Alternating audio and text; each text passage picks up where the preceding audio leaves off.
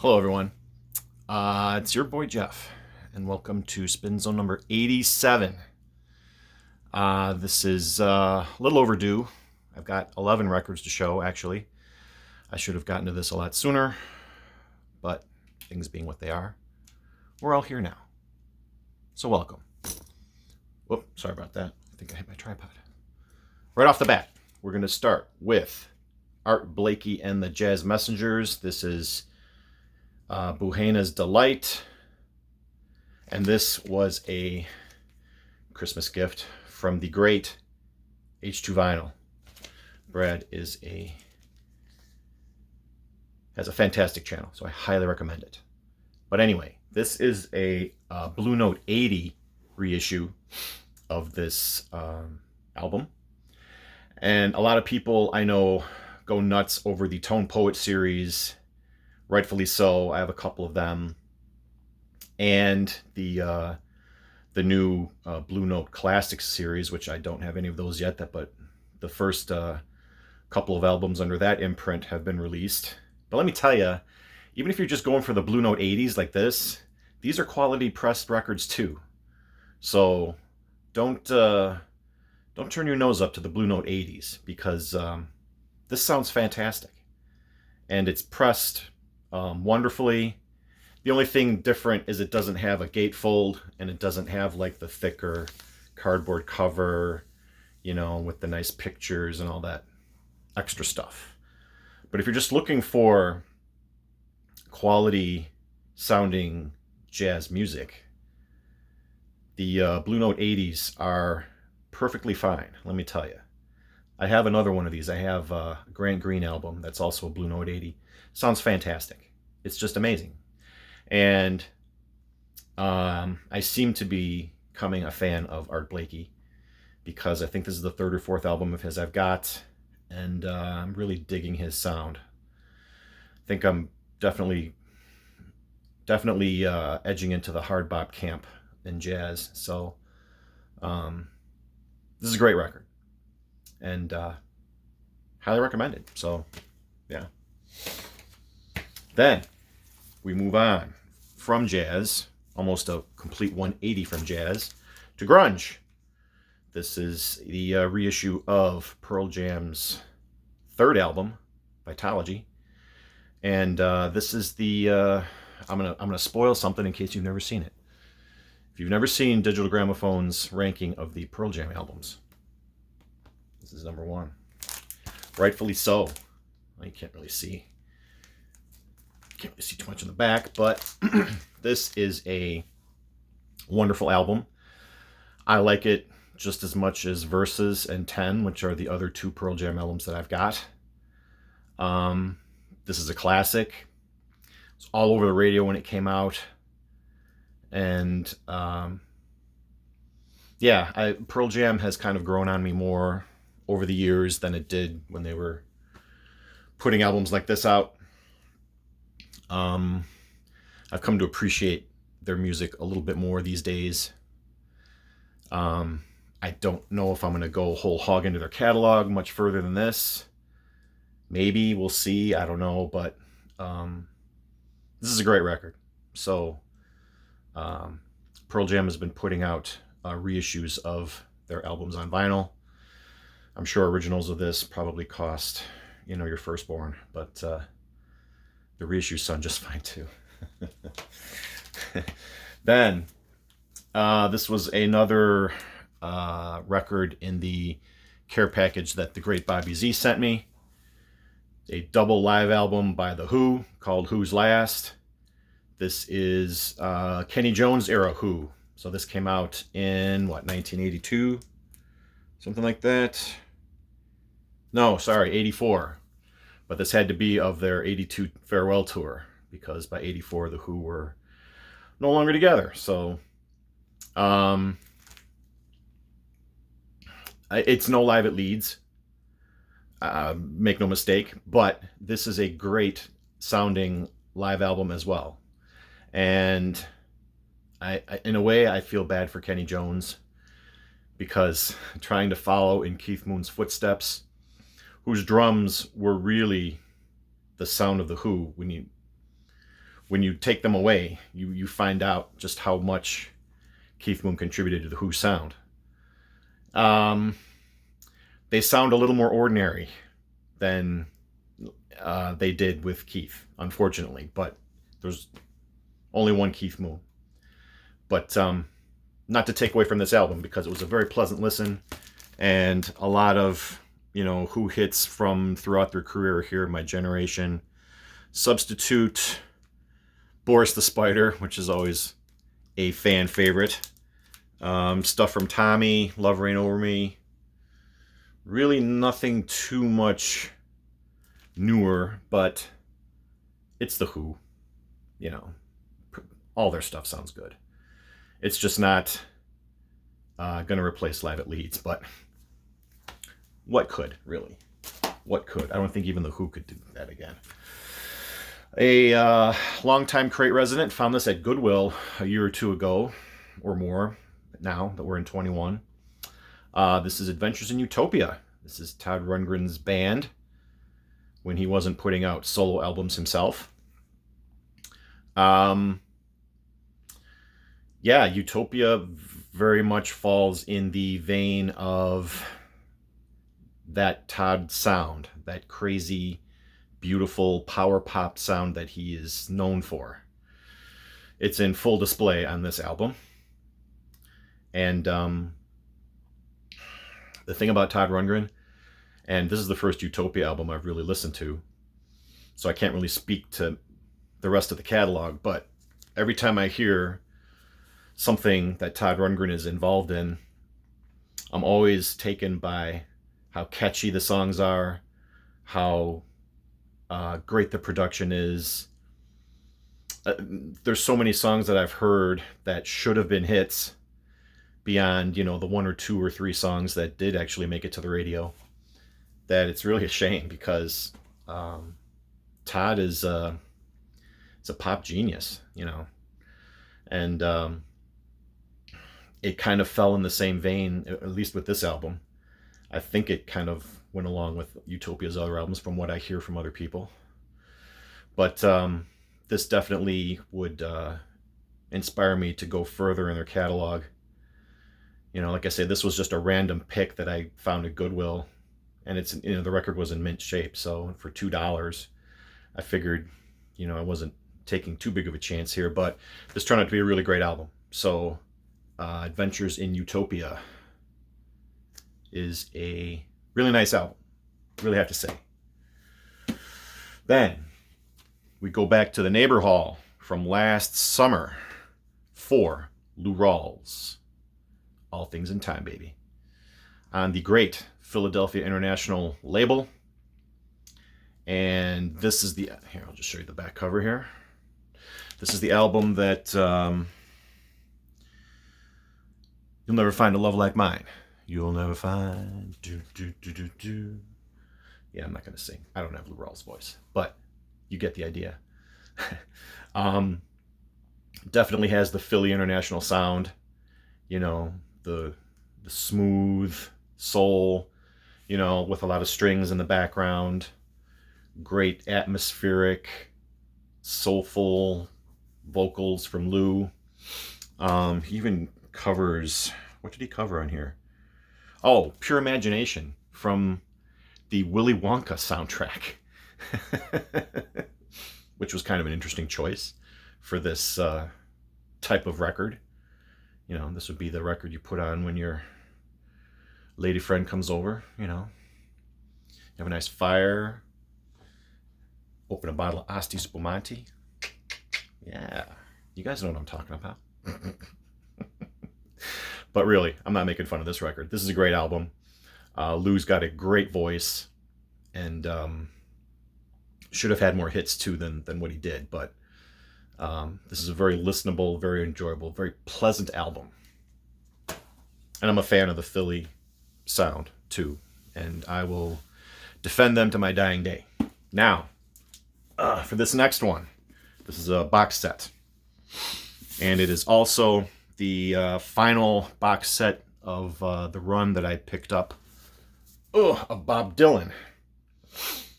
This is the set that came out, I think, in 2018, called Trouble No More. And this covers his Christian rock era from like 1979 to 1981. The couple albums released in that period, Slow Train Comin', Saved, and Shot of Love, are generally regarded as his Christian rock albums or Christian era albums. This is a 4 LP set that came with a booklet, and I got this at Barnes & Noble. It was after Christmas in early January 2020, I think. They had a 50% off vinyl sale, and I got this for 50% off. So that was a deal I just couldn't pass up. So these are all live sets. You know, these cover 2 different concerts. I'll just bring this up here. There's no other songs on here except songs from the 3 albums that I just mentioned. So you're not going to hear anything older from his catalog. It's going to be just Christian stuff. And I have to say, he got kind of trashed during this time period when he was doing this. And I think Mazzy mentioned that he saw Dylan during this time, and Dylan played none of his hits, none of his past catalog, and people were kind of upset with that, which I can see their point. But the music on here is really good, I have to say. I have the Saved album, the studio album, and he put together a really great band for this music. He's got like 4 background singers. He's got a lot of the session guys from Muscle Shoals. What's the drummer's name? Jim Keltner, I think, is his drummer in this band. And his singing is strong. And the music is very, like you would think of a Muscle Shoals type of sound. It's very gritty, soulful. Dylan's voice isn't that high nasally whine. It's pretty strong. And the songs are, good. I mean, Slow Train, that's a great song. Gotta Serve Somebody, that's one of his best songs, in my opinion, at least during this period. Every Grain of Sand, that's a beautiful, beautiful song. That's the last song in this set. But yeah, there's a lot of great music in this set. And I don't know if people are necessarily going to change their minds about this music with the release of this set, but for someone who was relatively new to that music, like me, I really don't have a problem with it. So the lyrics aren't all that preachy. I mean, they are in some places, but he delivers them with conviction. And like I say, the band that he surrounded himself with were top flight professionals. So this set stands tall with a lot of his others, if you ask me. So if you find this 50% off somewhere on sale, get it. But even if you don't, it's still worth the money. So beautifully pressed records, nice heavy vinyl, and it came with a booklet too.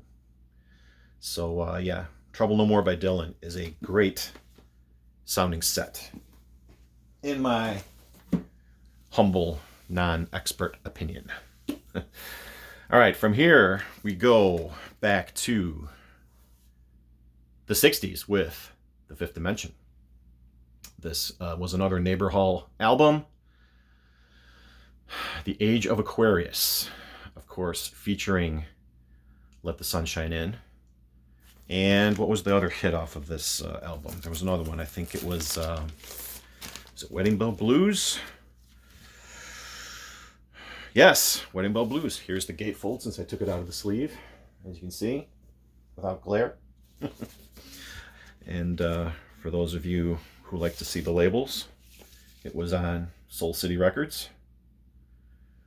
record itself was in really nice shape. It sounded really nice. And I like the Fifth Dimension. It's very smooth. It's very, great harmonies. I call it cocktail pop. But it's the kind of music that just puts you in a good mood. And the day I played this, I was in kind of a, not so great mood. And by the time this record was done, I did feel a lot better. So I gave myself some groove therapy with the Fifth Dimension. And yeah, I love these guys. So when I saw this pop up among those boxes of records that I got, I knew this one was going to be a keeper. So yeah, we love the Fifth Dimension. And from there, we do another 180 to the folk rock sounds of Richard and Linda Thompson. This is their album called First Light. Came out in 1978. This was one of the records I found on a dig that I went with Emma back last fall. And yeah, this was, I didn't really know at the time when I got it, but after reading a little bit about it, this was kind of a sort of a comeback album for them because they hadn't put out any records the couple of years prior to this. I guess Richard and Linda had converted to Sufism, and they were living in a commune for a couple of years. And then this was kind of their return to the music world.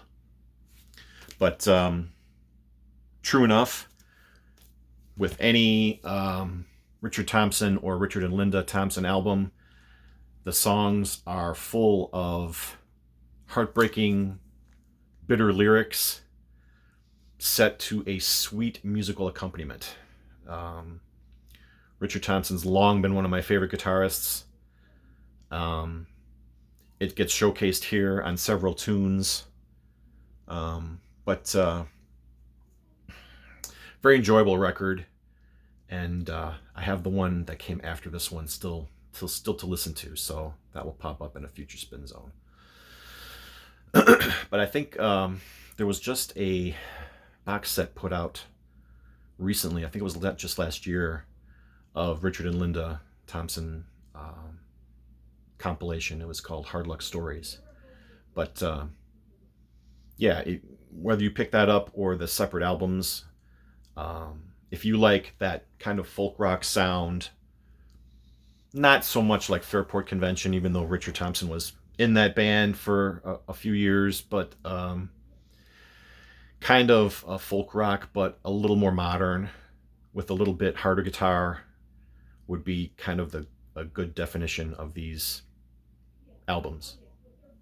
And I love that picture on the cover there too. It's a great art right there. So yeah, First Light by Richard and Linda. This was also very pleasant to listen to. Then, almost a year ago now, I made a collab video with Mazzy, and we talked about feel-good albums, and this was one of the ones that he showed, and I always put it in my mind to look for this album. And a couple of months ago, I actually did go to a record store, and I found the soundtrack to the movie called Friends. Never saw the movie, ever. I've never even seen it, repeated anywhere. But it was only $2. So I figured it'd be good enough to take a chance on it. And none of the songs on here, at least the ones that are sung by Elton, were ones that I recognized. Except Can I Put You On? I think that was off of his first album. Don't quote me. But yeah, this came out in 1971, I believe. And yeah, 1971. So if you think of Elton during that time period, when he was putting out records like Tumbleweed Connection, Man Across the Water, that type of sound, that's what you get here. Great production on this album. Not everything on this album is sung by Elton. There's some instrumentals here too. But the overall presentation is very, very pleasant. Pleasant was the key word that I thought of when I was listening to this. So, and I'm a fan of Elton John, especially, in the early 70s when he was still coming up. So I'm sure at some point in time I would have gotten around to this anyway. But with the thumbs up of Mazzy, it kind of pushed me a little bit harder to get this album. So glad I did. And maybe someday I'll actually see the movie. Has anybody seen this movie? Because I sure haven't. So, and I think the soundtrack probably is more famous than the movie, but there you go.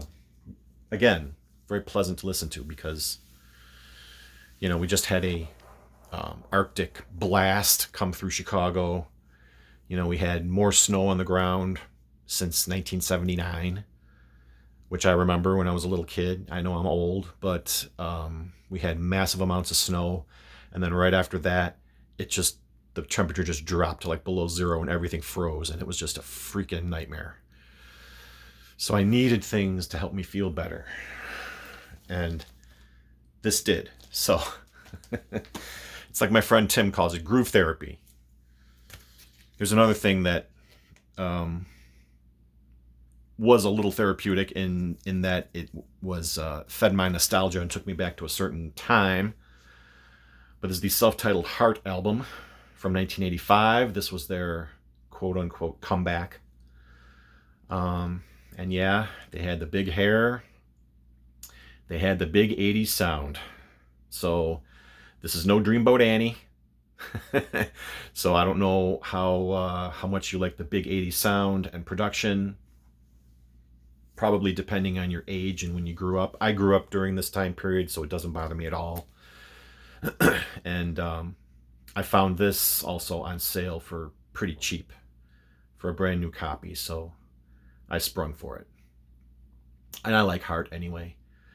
And this album is really front loaded with a lot of their hits. What About Love, Never, These Dreams, all back to back to back. You know, that's a 1, 2, 3 punch right there. And I think I have the 45 of These Dreams, which I remember buying back in the day. But yeah, you probably either love this album or hate it. I don't think there's any people that just kind of go meh. So you either like the band but not this album, you know, because you're reminiscing even further back when Heart was, you know, a little more acoustic-y sounding instead of the hard rock big 80s, big drum sound. But to this 80s kid, this went on just fine. So what can I say? That's just where I'm at. Okay, I went over my 20-minute time period, but I'm on my last record, so here we go. Spun this just this morning. Golden Greats Volume 1. I don't think there was ever a Volume 2. By Dennis Yost and the Classics 4. Classics 4, probably best known for their song Spooky. And I think I mentioned this before. Did I show this album before in one of my Finds videos? I don't know. But this came out in '69. This is a compilation. Really all you need when it comes to Classics 4. It contains their 3 hits, Spooky, Stormy, and Traces. All 3 of those songs, I guess, were top 5 hits back when they came out in '68, '69, which I didn't know. But that riff from Spooky, you know, that you hear gets recycled on a lot of songs on this album. In different ways. You can hear it in the background or at the beginning of one song, kind of like setting the table for, oh yeah, I remember that. So they get the award for recycling their riff, their famous riff, more than anybody else. But again, this is just classic 60s pop. Very smooth, very soulful, very well produced, well played. And several members of this band in the 70s went on to form the Atlanta Rhythm Section, and I'm fans of them too. So yeah, wanted to feel good this morning, so I put this on and it did the trick. And there you have it. Sorry I went over time, closing on 25 minutes. So if you made it to the end, I love you, and I will end it here. Peace, everyone. It's your boy Jeff. Stay safe, stay warm, and I'll see you next time.